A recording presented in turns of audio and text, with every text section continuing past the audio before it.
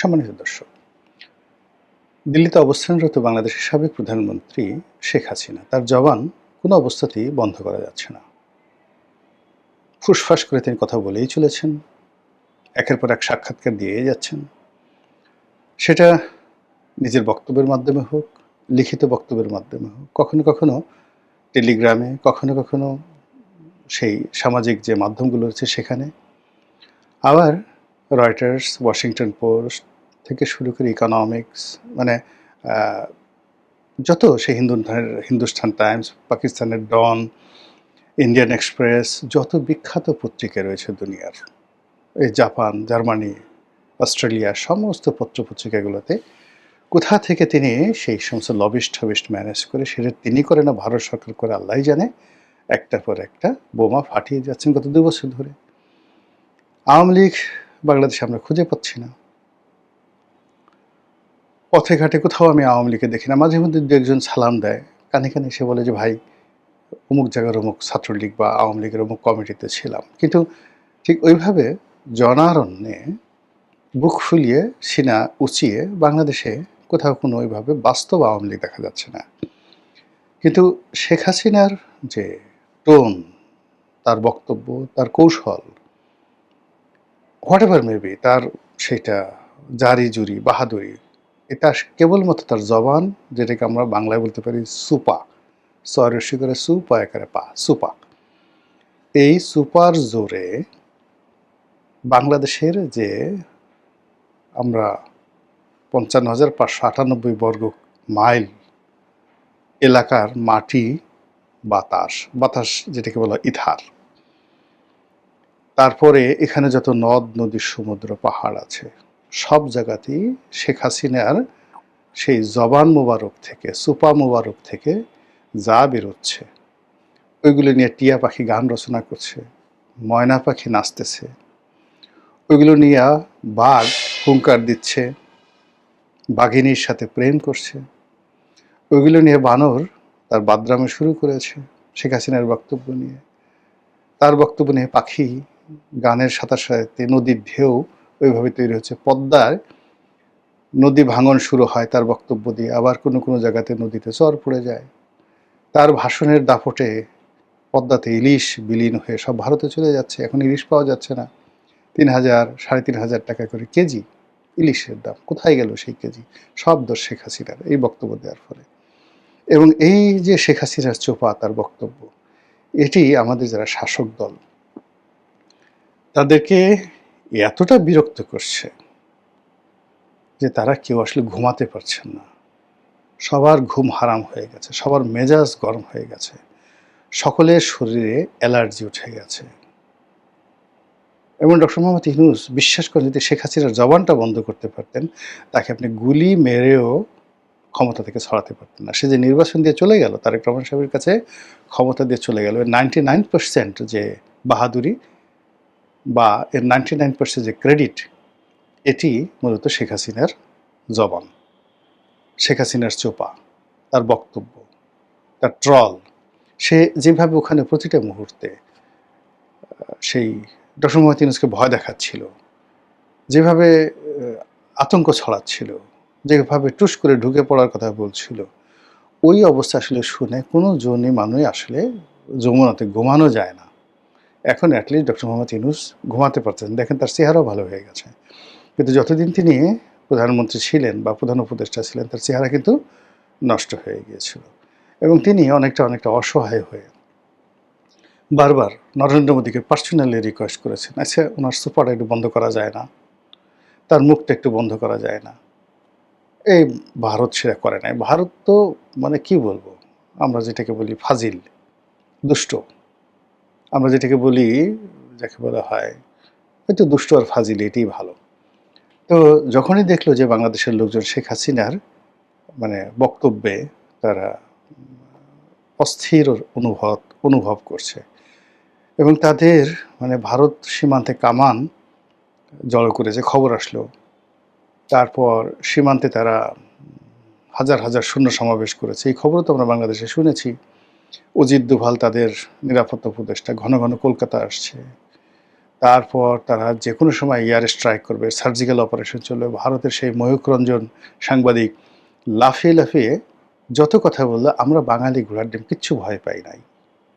কিন্তু আমরা ভয় পেয়েছি শেখ হাসিনার কথাবার্তা। এবং সেই কথাবার্তার কারণে কি হলো, ডক্টর মোহাম্মদ ইউনূসের মতো একজন বিশ্ববরেণ্য মানুষ, এত সফল মানুষ, প্রতিদিন এই শেখ হাসিনার বক্তব্য সামহাও তিনি শুনতেন। ফলে তার হজম ভালো হতো না, বদহজম হয়ে যেত। 88 বছর বয়স। এ বয়সে এমনি ওই যে আব্দুল করিমের যে বিখ্যাত গান, আগের মতো খেতে পাই না, খাবার খাইলে হজম হয় না, আগের মতো খাওয়া যায় না, খাবার খাইলে হজম হয় না, আগের বাহাদুরি গেল কই। এই বয়সে মেশিনপত্র জিনিসপত্র সব এলোমেলো হয়ে যায়। তারপর যদি আবার ভয় থাকে তাহলে একেবারেই হজম হয় না, মুখ থেকে গন্ধ আসে, বগল থেকে গন্ধ আসে, পেটের মধ্যে গুড় গুড় গুড় গুড় করে শব্দ হয়, আর কোষ্ঠকাঠিন্য দেখা দেয়। আর কোষ্ঠকাঠিন্য যখন দেখা দেয় তখন ওই যে পেটের মধ্যে যে গুড়গুড়ানি, সেগুলো যখন মানে ফার্ট হয়ে পাদ হয়ে বের হয়, ও মাই গড, কোনো মানুষ সেখানে টিকতে পারে না। এই জন্য হয় কি, বুড়া মানুষকে ভয় দেখাতে হয় না। যে কোনো বুড়া মানুষকে ভয় দেখালে সিরিয়াস একটা ইফেক্ট হয়। দেখবেন যে বুড়া মানুষ ভয়ের চোটে আপনি দাঁত বের করে চিত হয়ে হা করে রাতে নিঃশ্বাস নেয়, মানে আধো আধো ঘুম। আমাদের গ্রামের কয়েকজন বুড়া মানুষকে আমি দেখেছি, তাদের ওই মরার আগে আগে বিভৎস হয়ে গেল চেহারা, হা করে ঘুমাতো, দাঁতগুলো বের হয়ে থাকতো, কি যে একটা বিভৎস। এই জন্য আমি আসলে সবসময় করি কি, বুড়া মানুষকে কখনো ভয় দেখায় না, তাদেরকে সান্ত্বনা দিতে হয়। ও দেখেন না, ওরে আমার পুলু পুলু বাবুরে, একটা শিশুর সঙ্গে যেভাবে আচরণ করে বুড়া মানুষের সঙ্গে ওইরকম আচরণ করে। তো সেক্ষেত্রে ডক্টর মোহাম্মদ ইউনূস আসলে তার সাথে ওইভাবে আন্তরিকতা নিয়ে তাকে সান্ত্বনা দেওয়ার মতো, তাকে ভালোবাসা দেওয়ার মতো, তাকে ঘুম পাড়ানোর মতো ওইরকম কোনো ব্যক্তি হয়তো তার পাশে ছিল না। ফলে কি হলো, শেখ হাসিনার এই যে এলোমেলো আচরণ, এলোমেলো কথা, তার যে হুমকি ধামকি, এগুলোর কারণে বেচারার একেবারে ব্যক্তিগত জীবন তছনছ হয়ে গেল। যাই হোক, সে গেল। সে যাওয়ার পরে যখন আবার নতুন সরকার এলো, আবার শেখ হাসিনার উৎপাত শুরু হয়েছে। ১ম মাসখানেক বোধহয় একটু বন্ধ ছিল। আমরা ধারণা করেছিলাম হয়তো সরকারের সঙ্গে তার একটা লেনাদেনা হয়েছে বা একটা বোঝাপড়া হয়েছে, বা তিনি যেটি এর আগে বলেছিলেন যে জামাতকে ঠেকানোর জন্য, একটি মৌলবাদী শক্তিকে ঠেকানোর জন্য তিনি তার নেতাকর্মীদেরকে নির্দেশ দিয়েছেন বিএনপিকে ভোট দেওয়ার জন্য। সেক্ষেত্রে তারেক রহমান সাহেবের সফলতা, তার অভিষেক, তারপর বিএনপি সরকারের এই যে কার্যক্রম, এগুলো নিয়ে শেখ হাসিনা মোটামুটি ১ মাস একটা, যাকে বলা হয়, গ্রেস পিরিয়ড তিনি দিয়েছিলেন। কিন্তু পরবর্তীতে দেখা গেল যে না, তিনি সেই তার আগের মতোই আছেন। কোনো অবস্থায় তার একটু পরিবর্তন হয়নি। ইউনূসের জমানাতে যেভাবে জ্বালাতেন, এরশাদের জমানাতে যেভাবে জ্বালাতেন, বেগম জিয়ার জমানাতে যেভাবে জ্বালাতেন, ঠিক একইভাবে এখন বেচারা তারেক রহমান সাহেব তাকেও জ্বালাচ্ছেন। এবং যা মুখে আসে তাই তিনি বলছেন। এবং ইউনিক সব ঘটনা, যেগুলো মানুষ কল্পনা করতে পারে। সে লন্ডন থেকে বিভিন্ন লোকজনকে ডেকে আনছে, আনার পর তাদেরকে আবার নিজের হাতে খাওয়াচ্ছে। তারা গিয়ে আবার কান্নাকাটি করে এই শেখ হাসিনার তাকে কি খাওয়ালো, তাকে দেখলে কার মতো মনে হলো, ইত্যাদি ইত্যাদি বলে তারা কান্নাকাটি করছে। আর সমস্ত সোশ্যাল মিডিয়া সেগুলো নিয়ে নাচানাচি করছে। আবার তিনি সেই মাঝে মধ্যেই তার যারা লোকজন আছে, দেশে আছে, দেশের বাইরে আছে, এগুলোকে আপনি তার কৌশলের হাতিয়ার বলতে পারেন। ভারতের কিছু সাংবাদিক আছেন, বাংলাদেশে কিছু সাংবাদিক আছেন, বিভিন্ন ইন্টারন্যাশনাল কমিউনিটির এনজিওর কিছু লোকজন আছেন। তারা ঘুরে ফিরে আওয়ামী লীগ এবং শেখ হাসিনাকে সামনে নিয়ে আসে এবং একটার পর একটা তারা গুজব ছড়ায়, এবং গুজব আলটিমেটলি সবই শেখ হাসিনার পক্ষে চলে যায় এবং সরকারের মধ্যে যথেষ্ট টেন্স তৈরি করে, এবং এই যে সরকারের মধ্যে যে টেন্স তৈরি করছে, এটা দেখে আবার শেখ হাসিনা খুব মজা পাচ্ছে, ভীষণ রকম মজা পাচ্ছে যে আমি তো এটাই চাই। আমি নিজে অবাক হয়ে যাই যে একটা মানুষের বয়স ৮০ বছর। আপনারা জানেন যে একটা পুরুষ ৮০ বছর হলে তার যে ধরনের শারীরিক জটিলতা থাকে, কিন্তু ৮০ বছর বয়সের একজন মহিলা হলে তার মধ্যে অনেকগুলো সেই জটিলতা আরও বেশি থাকে। কিন্তু শেখ হাসিনার অবস্থা দেখে মনে হচ্ছে তার একটা স্টিল বডি, পুরো একটা রোবটিক বডি। এর মধ্যে কোনো রকম সমস্যা নাই, ডায়াবেটিস নেই, ব্রঙ্কাইটিস নেই, নিউমোনিয়া নেই, হাঁটু ব্যথা নেই, মাথা ব্যথা নেই। মানে কি অবস্থা, মানে কোনো রকম সমস্যা নেই, কণ্ঠস্বর মানে বাংলাদেশে থাকতে তার যে কণ্ঠস্বর ছিল সেটা কিছুটা কিছুটা হলো কাঁপা কাঁপা, এলোমেলো ছিল। কিন্তু এখন দিল্লিতে যাওয়ার পর তার কণ্ঠটা এত দৃঢ় হয়ে গেছে, এখন গম গম গম গম করে কথা বলছে, মনে হয় যেন তার বয়স এখন 50 বা 55 বছর। এগুলো সহ্য করা যায় বলেন তো? এগুলো শুনলেই তো কেমন লাগে, মেজাজটা গরম হয়ে যায়, অস্থিরতা তৈরি হয়ে যায়, হাত পিত্তস্থির হয়ে যায়, মনে হয় যে ওরে একটা চিৎকার দেয়, ওরে বাবা গো, ওরে মা গো। এখন এগুলো শুনলে তো মানুষজন বাজে কথা বলবো যে তুমি এ ধরনের কী হচ্ছে, তো এই পরিস্থিতি তৈরি হচ্ছে। তো এইরকম সবই ভালো ছিল। এখন সেই আগস্ট মাসের 5 তারিখে যেদিন তিনি বাংলাদেশ থেকে হেলিকপ্টারে করে চলে গেছেন, তার বক্তব্য হলো তিনি লেজারে গেছেন, তিনি আজ প্রাইম মিনিস্টার হিসেবে গেছেন, তাকে সরকারি হেলিকপ্টারে করে সেখানে ভারতীয় সরকার প্রোটোকল দিয়ে তাকে নিচ্ছে, আর বাংলাদেশ সরকার থেকে প্রোটোকল দিয়ে পাঠিয়েছে। তো কে বলছে সে পালিয়েছে? আর আমরা বলছি আরে দুপুরের খাবার খেতে পারো নাই, আরেকটু হলে জনগণ গণভবনে ঢুকে যেত, ঢুকে পড়ে তোমাকে তোমার লোকজন সহকারে পাড়িয়ে মেরে ফেলতো। এইভাবে আমরা গালাগালি করছি, তারপর আমরা বলছি যে তুমি আসতে চাও আসো, এয়ারপোর্ট থেকে নাহিদ ইসলাম বলছি এয়ারপোর্ট থেকে ধরে এনে ডাইরেক্ট ফাঁসিতে টানানো হবে। তিনি অবশ্য বলেন না যে এয়ারপোর্টে, তো বলতে পারতেন যে আমরা আসলে শেখ হাসিনার জন্য এয়ারপোর্টে একটা ফাঁসির মঞ্চ তৈরি করবো। তিনি বরং বলছেন যে ওখান থেকে তাকে গ্রেপ্তার করে এনে আমরা তাকে সরাসরি ফাঁসির মঞ্চে নিয়ে যাব। এখন ফাঁসির মঞ্চটা যে কোথায় হবে, এটা কি গুলিস্তানে হবে, জিরো পয়েন্টে হবে, বঙ্গভবনে হবে, যমুনার সামনে হবে, নাকি কারাগারের মধ্যে হবে, এটা অবশ্যই নাহিদ ইসলাম বলেননি। ওদিকে সরকারের একজন উপদেষ্টা, তথ্য উপদেষ্টা রয়েছেন, তিনি বলেছেন যে আমরা তাকে বেঁধে আনতে চাই। বোঝার চেষ্টা করুন, দিল্লি থেকে শেখ হাসিনাকে হাত পা বেঁধে, হাতে হাতকড়া, পায়ে ডান্ডাবেড়ি, একেবারে সেই সিনেমাটিক অবস্থাতে তাকে সেইভাবে আমরা সেখান থেকে আনতে চাই, আমরা সেভাবে আনবো। এখন সে যদি স্বেচ্ছায় বাংলাদেশে আসতেছে, তা আসুক, আসুক, কামন। আপনি চিন্তা করুন, এই যে কথাগুলো আপনি দেখেন, এই কথাগুলো একটা উত্তেজনার ফসল, অস্থিরতার ফসল, এবং এইটার জন্য ওই উপদেষ্টার কোনো দায় নাই।